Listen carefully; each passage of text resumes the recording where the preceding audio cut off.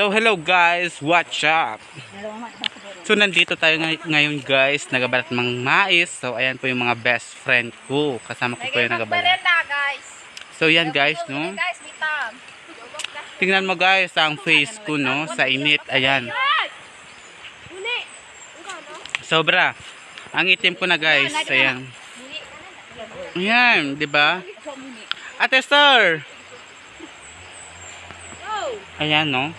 Nagamerenda sila ngayon guys. So habang ako'y vlog, so kumakain din ako ng Easter bread. Ayan.